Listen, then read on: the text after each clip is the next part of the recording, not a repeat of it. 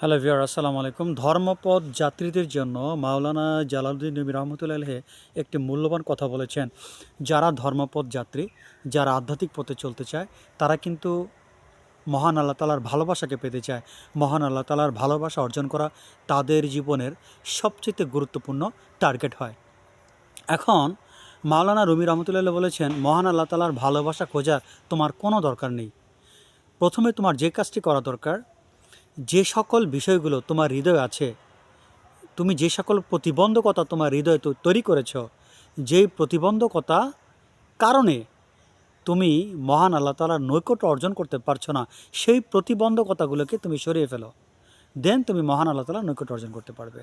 তার মানে হৃদয়ের মধ্যে অসুস্থতা রেখে, হৃদয়ের মধ্যে লোভ, হিংসা, অহংকার, দুনিয়ার লোভ, টাকা পয়সার লোভ, মান সম্মানের লোভ, এই ধরনের জাগতিক বিষয়গুলোকে হৃদয়ে রেখে আল্লাহ পাকের ভালোবাসা খোঁজা কোনো মানে হয় না। যদি আমরা কয়েকশোবার জন্মগ্রহণ করি, তা তো কোনো কাজ হবে না। আমাদের কাজ হলো এই হৃদয়ের নোংরামিগুলোকে উঠিয়ে ফেলা, হৃদয়টাকে পরিষ্কার করা। দেন আল্লাহ পাকের ভালোবাসা এমনি আমাদের হৃদয়ের মধ্যে চলে আসবে।